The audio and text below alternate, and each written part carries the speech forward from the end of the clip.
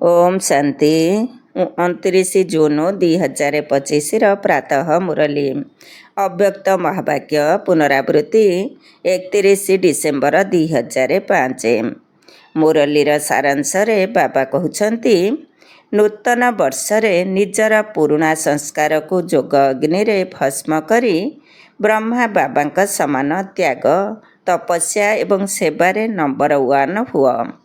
नूतन वर्ष रे निजर पुराणा संस्कार को जोग अग्नि रे भस्म करी ब्रह्मा बाबा समान त्याग तपस्या एवं सेवारे नंबर 1 हुआ।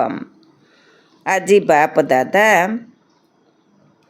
चारिआडर चाहे सम्मुखरे बसिथिबा चाहे दूररे बसिथिले मध्य दिलर समीपरे थिबा पिलामानकु 3टी अभिनंदन देउछंती।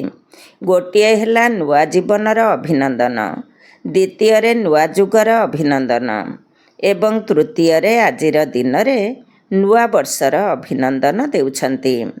तुमे माने मध्य नूतन वर्षर अभिनंदन देबापाई एवं अभिनंदन नेबापाई आसीछ।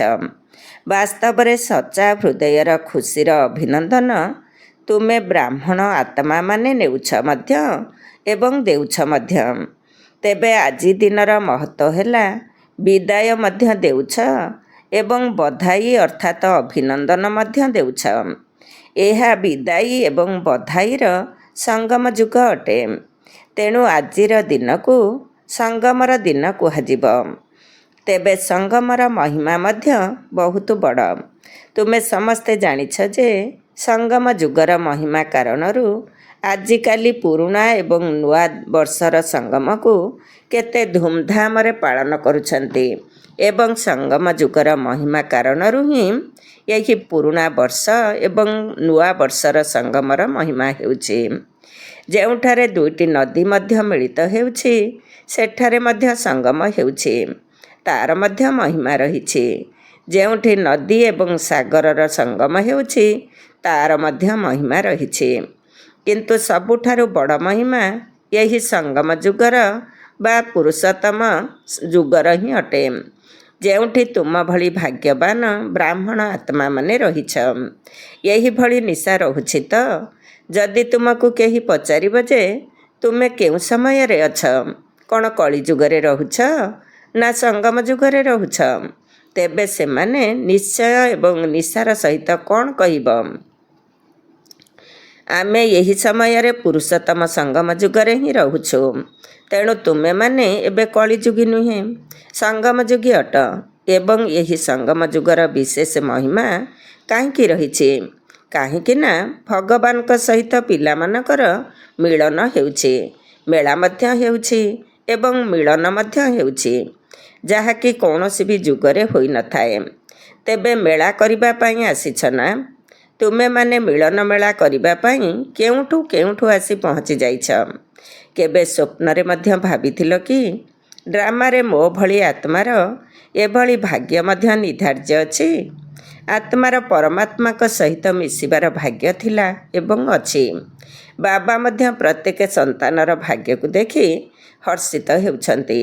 बाहा भाग्यवान पिला माने बाहा निजर भाग्य को देखि दिल भितरे निज प्रति बाहा मु बाहा बाहा मोर भाग्य बाहा बाहा मोर बाबा बाहा मोर ब्राह्मण परिवार बाहा। यही भली बाहा बाहार गीत आपे आपे दिल भितरे गाई चलीछ ना। तेबे आजी एही संगम समय रे निज भितरे भाबी नेछ जे केउ केउ कथा को विदाय देबा को पड़िब। समस्ते भाबी करी रखिछ त सदा काल पाई ही विदाय देबा को हेब। काहींकि ना सदा काल पाई विदाय देबा द्वारा सदा कालर बधाईर उत्सव पालन करि परिब। तेबे एभली बधाई दियो जाहाकि तुम चेहरा को देखि जेउ आत्मा भी सम्मुख को आसिब से मध्य बधाई प्राप्त करी खुशी होई जिब।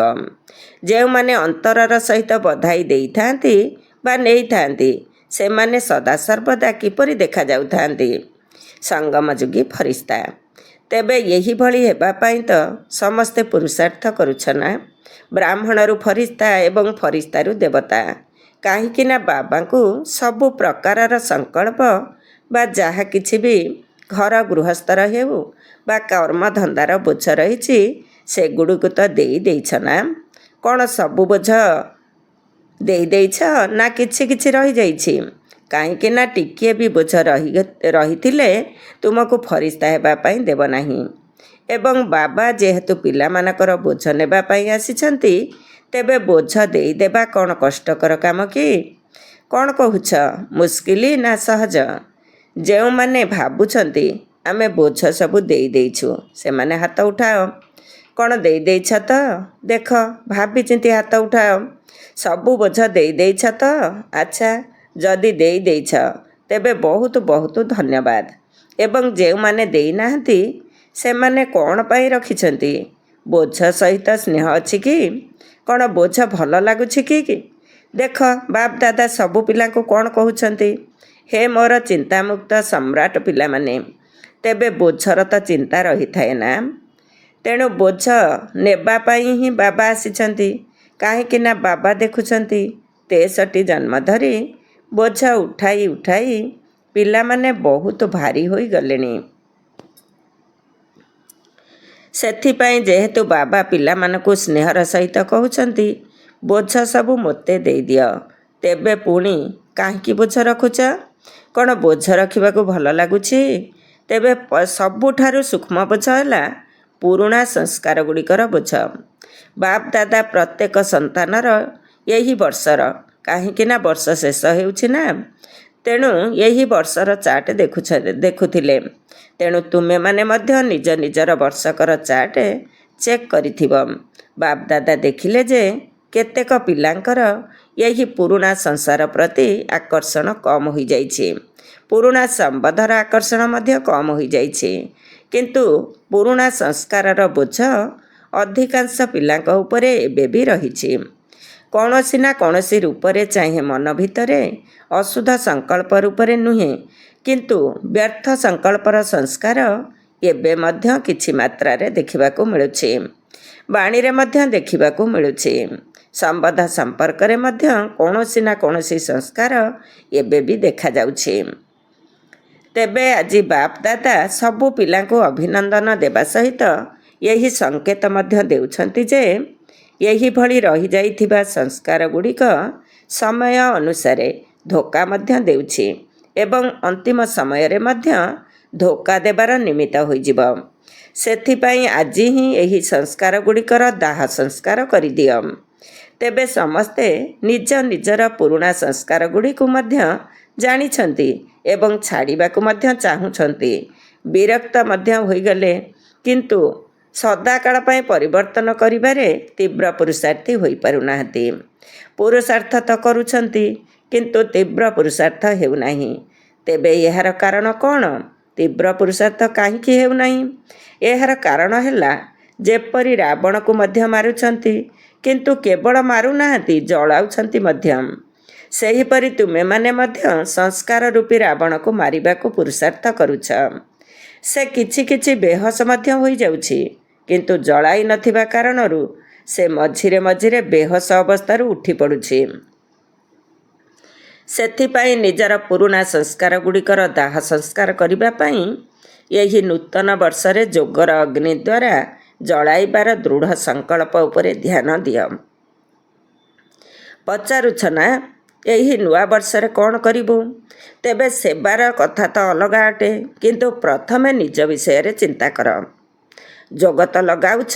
ବାପ ଦାଦା ପିଲାମାନଙ୍କୁ ଯୋଗ କରିବାରେ ଅଭ୍ୟାସ କରିବାର ମଧ୍ୟ ଦେଖୁଛନ୍ତି। ଅମୃତ ବେଳାରେ ମଧ୍ୟ ବହୁତ ପୁରୁଷାର୍ଥ କରୁଛନ୍ତି, କିନ୍ତୁ ଯୋଗ ତପସ୍ୟାକୁ ତପ ରୂପରେ କରୁନାହାନ୍ତି। ସ୍ନେହର ସହିତ ଯୋଗ ନିଶ୍ଚିତ କରୁଛନ୍ତି। ବାବାଙ୍କ ସହିତ ଆତ୍ମିକ ବାର୍ତ୍ତାଳାପ ମଧ୍ୟ ବହୁତ କରୁଛନ୍ତି। ଶକ୍ତି ନେବାର ମଧ୍ୟ ଅଭ୍ୟାସ କରୁଛନ୍ତି, କିନ୍ତୁ ଯୋଗକୁ ଏତେ ଶକ୍ତିଶାଳୀ କରିପାରି ନାହାନ୍ତି। କାହିଁକି? ଯାହାକି ଯଦି ସଂକଳ୍ପ କରିବ ବିଦାୟ ହେଉ, ତେବେ ବିଦାୟ ହୋଇଯିବ। ଯୋଗକୁ ଯୋଗ ଅଗ୍ନି ରୂପରେ କାର୍ଯ୍ୟରେ ଲଗାଉ ନାହଁ। ସେଥିପାଇଁ ଏବେ ଯୋଗକୁ ଶକ୍ତିଶାଳୀ କର।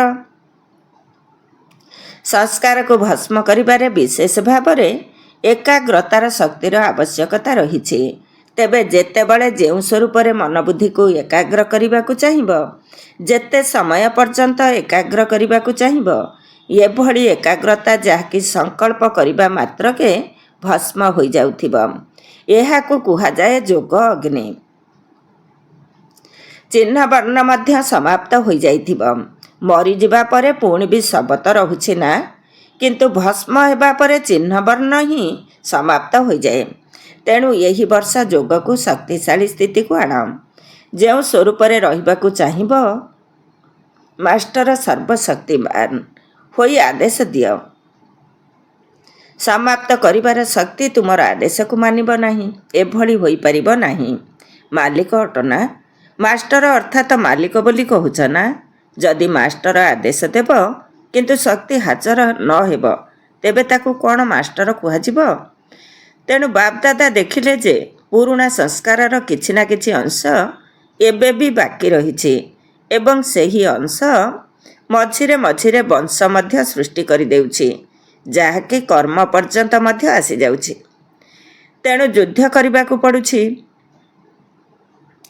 ତେଣୁ ବାପଦାଦାଙ୍କୁ ପିଲାମାନଙ୍କର ବର୍ତ୍ତମାନ ସମୟ ହିସାବରେ ଯୁଦ୍ଧ କରିବାର ସ୍ୱରୂପ ଭଲ ଲାଗୁନାହିଁ।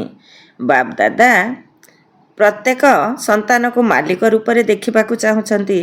ଆଦେଶ ଦେବା ମାତ୍ରକେ ଶକ୍ତିଗୁଡ଼ିକ ଜି ହଜୁର କରୁଥିବେ। ଏବେ ଶୁଣିଲ ତ, ଏହି ବର୍ଷ ସୋ ପ୍ରତି କ'ଣ କରିବାକୁ ହେବ? ଶକ୍ତିଶାଳୀ ଚିନ୍ତାମୁକ୍ତ ସମ୍ରାଟ।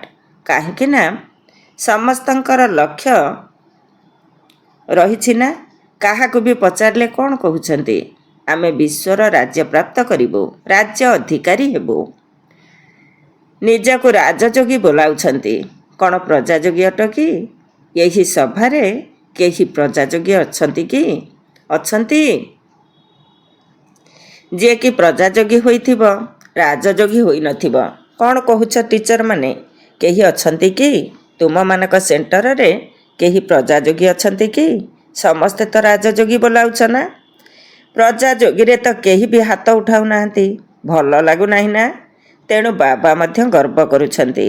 ବାପଦାଦା ନିଶାର ସହିତ କହୁଛନ୍ତି ଯେ ସଙ୍ଗମ ଯୁଗରେ ମଧ୍ୟ ମୋର ପ୍ରତ୍ୟେକ ସନ୍ତାନ ରାଜା ଅଟେ। ଆଉ କେହି ବାପ ଏଭଳି ଗର୍ବର ସହିତ କହିପାରିବ ନାହିଁ ଯେ ମୋର ପ୍ରତ୍ୟେକ ସନ୍ତାନ ରାଜା ଅଟେ। କିନ୍ତୁ ବାପଦାଦା କହୁଛନ୍ତି ଯେ ମୋର ପ୍ରତ୍ୟେକ ସନ୍ତାନ ସ୍ୱରାଜ୍ୟ ଅଧିକାରୀ ରାଜା ଅଟେ। ପ୍ରଜା ଯୋଗୀରେ ତ ହାତ ଉଠାଉ ନାହଁ ନା, ତେଣୁ ରାଜା ଅଟ ନା। କିନ୍ତୁ ଏଭଳି ଢିଲା ଢାଲା ରାଜା ହୁଅ ନାହିଁ। ପଛବାଲା କ'ଣ ଅଟ? ଯେଉଁମାନେ ଭାବୁଛନ୍ତି ଆମେ ରାଜଯୋଗୀ ଅଟୁ, ସେମାନେ ହାତ ଉଠାଅ। ଉପରେ ମଧ୍ୟ ବସିଛନ୍ତି, ଗ୍ୟାଲେରୀରେ ବସି ହାତ ହଲାଉଛନ୍ତି। ଆଜି ହଲରେ 18,000 ଭାଇ ଭଉଣୀ ବସିଛନ୍ତି। ବାପଦାଦା ଦେଖୁଛନ୍ତି, ଉପରବାଲା ହାତ ଉଠାଅ। ଏବେ ଏହା ଶେଷ ପାଳିଠାରୁ ହିଁ ଆରମ୍ଭ ହୋଇଯିବ। ତେଣୁ ବାପଦାଦା 3 ମାସ ଦେଉଛନ୍ତି। ଠିକ୍ ଅଛି ତ? ଦିଆଯିବ ତ? ପାଠ ଦିଆଯିବ। କାହିଁକି ନା ଏଭଳି ମଝିରେ ମଝିରେ ଘରେ କରିବା ପାଇଁ ଦିଆଯାଉଥିବା ପାଠ ମଧ୍ୟ ଶେଷ ପରୀକ୍ଷା ଫଳରେ ମିଶିବ। ତେଣୁ 3 ମାସ ଭିତରେ ସମସ୍ତେ ନିଜ ନିଜର ଚାର୍ଟକୁ ଚେକ୍ କରିବ ଯେ ମୁଁ ମାଷ୍ଟର ସର୍ବଶକ୍ତିବାନ ହୋଇ କୌଣସି ବି କର୍ମେନ୍ଦ୍ରିୟକୁ, କୌଣସି ବି ଶକ୍ତିକୁ ଯେତେବେଳେ ଆଦେଶ ଦେଉଛି, ଯାହା ଆଦେଶ ଦେଇଛି ସେ ବାସ୍ତବିକ ରୂପରେ ଆଦେଶକୁ ପାଳନ କରୁଛି ନା ନାହିଁ। ଏହିପରି କରିପାରିବ? ପ୍ରଥମ ଲାଇନ୍ ବାଲା କରିପାରିବ? ହାତ ଉଠାଅ। ଆଚ୍ଛା, 3 ମାସ ପର୍ଯ୍ୟନ୍ତ କୌଣସି ବି ପୁରୁଣା ସଂସ୍କାର ଆକ୍ରମଣ କରିବ ନାହିଁ। ଏଥିରେ କେହି ବି ବେପରୁଆ ହେବ ନାହିଁ କି ରାଜକୀୟ ଅବହେଳାପଣିଆ ମଧ୍ୟ କରିବ ନାହିଁ। ମୁଁ ହୋଇଯିବି କି? ହୋଇଯିବିନି କି? ବାପଦାଦାଙ୍କ ସହିତ ବହୁତ ମିଠା ମିଠା ବାର୍ତ୍ତାଳାପ ମଧ୍ୟ କରୁଛନ୍ତି। କହୁଛନ୍ତି, ବାବା ଆପଣ ଚିନ୍ତା କରନ୍ତୁ ନାହିଁ, ମୁଁ ନିଶ୍ଚିତ ହୋଇଯିବି। ବାପଦାଦା ମଧ୍ୟ କ'ଣ କରିବେ? ଏହିଭଳି କଥା ଶୁଣି ହସି ଦେଉଛନ୍ତି। କିନ୍ତୁ ବାପଦାଦା ଏହି 3 ମାସ ଭିତରେ ଯଦି ଏଭଳି କଥା କହିଲ, ତେବେ ଶୁଣିବେ ନାହିଁ। ଯଦି ମଞ୍ଜୁର ଅଛି ତେବେ ହାତ ଉଠାଅ। ଦିଲ୍ଲୀର ସହିତ ହାତ ଉଠାଅ। ସଭାକୁ ଦେଖି ହାତ ଉଠାଅ ନାହିଁ। କରିବାକୁ ହିଁ ପଡ଼ିବ। ଚାହେ କିଛି ବି ସହନ କରିବାକୁ ପଡ଼ୁ, କିଛି ବି ଛାଡ଼ିବାକୁ ପଡ଼ୁ, କୌଣସି ଆପତ୍ତି ନାହିଁ, କରିବାକୁ ହିଁ ପଡ଼ିବ। ପକ୍କା ତ? ପକ୍କା? କ'ଣ କହୁଛ ଟିଚର ମାନେ, କରିବ ତ? ଆଚ୍ଛା, ଏହି ମୁକୁଟ ପିନ୍ଧିଥିବା ପିଲାମାନେ କ'ଣ କରିବ? ଛୋଟ ଛୋଟ ପିଲାମାନେ ମୁକୁଟ ପିନ୍ଧି ସମ୍ମୁଖରେ ବସିଛନ୍ତି। ମୁକୁଟ ତ ବହୁତ ଭଲ ପିନ୍ଧି ଦେଇଛ, କରିବାକୁ ପଡ଼ିବ। ଆଚ୍ଛା ଦେଖ, ପିଲାମାନେ ମଧ୍ୟ ହାତ ଉଠାଉଛନ୍ତି।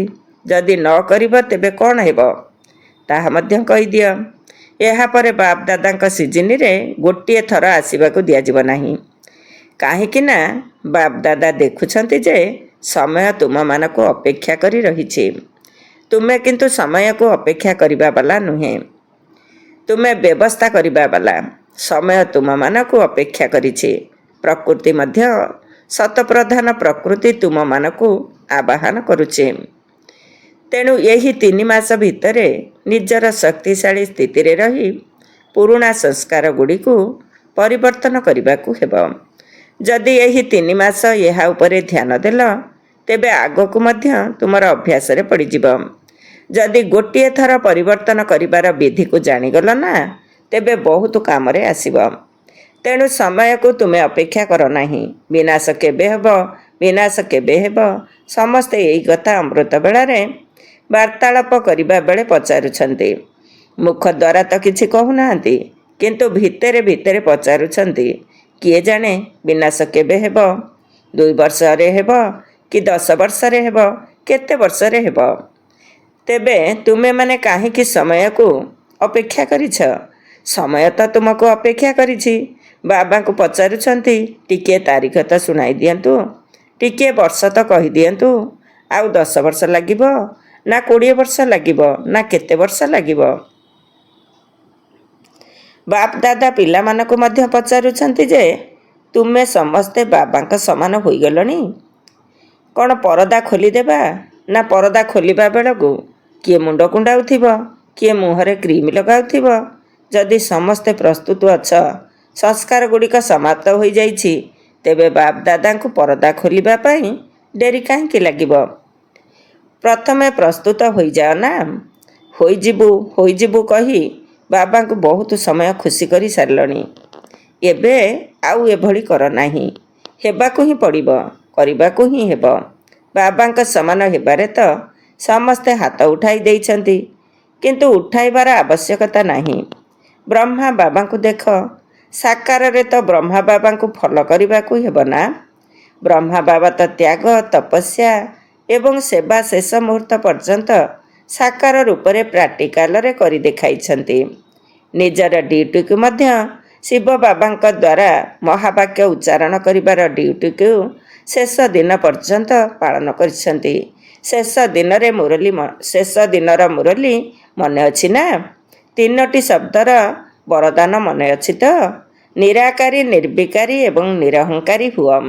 ଯେଉଁମାନଙ୍କୁ ମନେ ଅଛି ସେମାନେ ହାତ ଉଠାଅ। ଆଚ୍ଛା, ସମସ୍ତଙ୍କର ମନେ ଅଛି, ଧନ୍ୟବାଦ। ତ୍ୟାଗ ମଧ୍ୟ ଶେଷ ଦିନ ପର୍ଯ୍ୟନ୍ତ କରିଛନ୍ତି। ନିଜର ପୁରୁଣା କୋଠରୀକୁ ଛାଡ଼ି ନାହାନ୍ତି। ପିଲାମାନେ କେତେ ସ୍ନେହରେ ବ୍ରହ୍ମା ବାବାଙ୍କୁ କହୁଥିଲେ, କିନ୍ତୁ ସେ ପିଲାମାନଙ୍କ ପାଇଁ ନୂଆ ଘର ତିଆରି କରୁଥିଲେ, ନିଜେ ବ୍ୟବହାର କରିନଥିଲେ। ଏସବୁ ଦିନ 2:30 3ଟା ସୁଦ୍ଧା ଉଠି ନିଜ ପାଇଁ ତପସ୍ୟା କରିଥିଲେ, ସଂସ୍କାରକୁ ଭସ୍ମ କରିଥିଲେ। ସେଥିପାଇଁ ତ କର୍ମାତୀତ ଏବଂ ଅବ୍ୟକ୍ତ ଫରିସ୍ତା ହୋଇଗଲେ। ଯାହା ଭାବିଲେ ତାହା କରି ଦେଖାଇଲେ। କହିବା, ଭାବିବା ଏବଂ କରିବା 3ଟି ଯାକ ସମାନ। ତେଣୁ ନିଜର ପିତାଙ୍କୁ ଅନୁକରଣ କର। ଶେଷ ସମୟ ପର୍ଯ୍ୟନ୍ତ ନିଜର କର୍ତ୍ତବ୍ୟକୁ ସମ୍ପୂର୍ଣ୍ଣ ରୂପେ ପାଳନ କରିଥିଲେ। ପତ୍ର ମଧ୍ୟ ଲେଖୁଥିଲେ। ଜାଣିଛ ନା କେତେ ପତ୍ର ଲେଖୁଥିଲେ? ଅର୍ଥାତ୍ ସେବାକୁ ମଧ୍ୟ ଛାଡ଼ି ନଥିଲେ। ତେଣୁ ନିଜର ପିତାଙ୍କୁ ଅନୁକରଣ କର। କେବଳ ମହାଦାନୀ ନୁହେଁ, ଅଖଣ୍ଡ ମହାଦାନୀର ବାସ୍ତବିକ ରୂପ ଶେଷ ପର୍ଯ୍ୟନ୍ତ ଦେଖାଇଥିଲେ। ଶେଷ ସମୟ ପର୍ଯ୍ୟନ୍ତ ବିନା ଆଧାରରେ ତପସ୍ୱୀ ସ୍ୱରୂପରେ ବସୁଥିଲେ। ଏବେ ତ ପିଲାମାନଙ୍କୁ ବସିବା ପାଇଁ ଆଧାର ନେବାକୁ ପଡ଼ୁଛି, କିନ୍ତୁ ବ୍ରହ୍ମା ବାବା ଆରମ୍ଭରୁ ଶେଷ ପର୍ଯ୍ୟନ୍ତ ତପସ୍ୱୀ ରୂପରେ ରହିଥିଲେ। ଆଖିରେ ଚଷମା ମଧ୍ୟ ପିନ୍ଧୁନଥିଲେ। ଏସବୁ ହେଲା ସୂକ୍ଷ୍ମ ଶକ୍ତିର ଚମତ୍କାରୀ, ସମ୍ପୂର୍ଣ୍ଣ ନିରାଧାର। ଏବେ ତ ଶରୀର ମଧ୍ୟ ପୁରୁଣା ଅଟେ। ଦିନକୁ ଦିନ ପ୍ରକୃତି, ପାଣି, ପବନ ଦୂଷିତ ହୋଇ ଚାଲିଛି। ସେଥିପାଇଁ ବାପ ଦାଦା ତୁମକୁ କହୁନାହାନ୍ତି ଆଧାର କାହିଁକି ନେଉଛ, ଚଷମା କାହିଁକି ପିନ୍ଧୁଛ। ଖୁସିରେ ପିନ୍ଧ, କିନ୍ତୁ ନିଜର ସ୍ଥିତିକୁ ଶକ୍ତିଶାଳୀ ନିଶ୍ଚିତ କର। ତେବେ ସାରା ବିଶ୍ୱର କାର୍ଯ୍ୟ ସମାପ୍ତ କରି ଦେଇଛ। ବାପ ଦାଦା ତୁମକୁ ପ୍ରଶ୍ନ ପଚାରୁଛନ୍ତି, ତୁମେମାନେ ସନ୍ତୁଷ୍ଟ ଅଛ ତ? ବିଶ୍ୱ କଲ୍ୟାଣର କାର୍ଯ୍ୟ ସମ୍ପୂର୍ଣ୍ଣ ହୋଇଯାଇଛି ତ?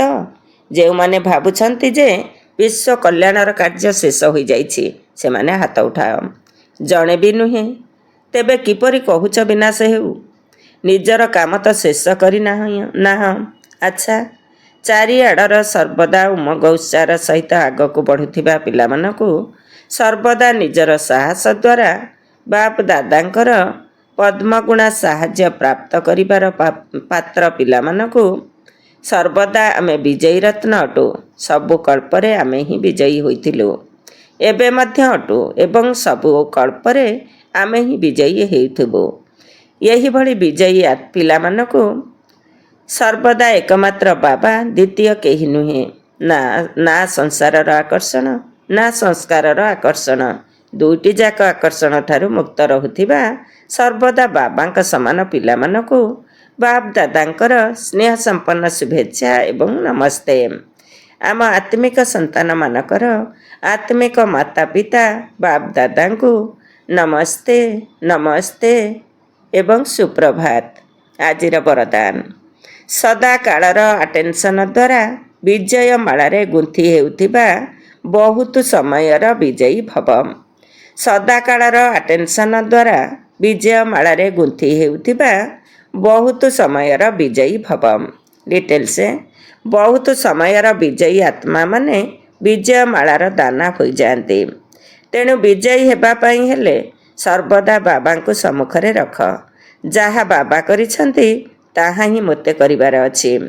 ପ୍ରତି ପାଦରେ ଯାହା ବାବାଙ୍କର ସଂକଳ୍ପ ତାହା ହିଁ ପିଲାମାନଙ୍କର ସଂକଳ୍ପ। ଯାହା ବାବାଙ୍କର ବାଣୀ ତାହା ହିଁ ପିଲାମାନଙ୍କର ବାଣୀ। ତେବେ ଯାଇ ବିଜୟୀ ହୋଇପାରିବ। ସବୁ ସମୟରେ ଏହିଭଳି ଧ୍ୟାନ ଦେବାକୁ ପଡ଼ିବ। ତେବେ ଯାଇ ସଦାକାଳର ରାଜ୍ୟଭାଗ୍ୟ ପ୍ରାପ୍ତ ହେବ। କାହିଁକି ନା ଯେପରି ପୁରୁଷାର୍ଥ ସେହିପରି ପ୍ରାରବ୍ଧ ମଧ୍ୟ ଜମା ହୋଇଥାଏ। ଯଦି ସଦାକାଳର ପୁରୁଷାର୍ଥ ଥିବ ତେବେ ସଦାକାଳର ରାଜ୍ୟଭାଗ୍ୟ ପ୍ରାପ୍ତ ହୋଇଯିବ। ଆଜିର ସ୍ଲୋଗାନ, ସେବାରେ ସର୍ବଦା ଜି ହାଜିରି କରିବା।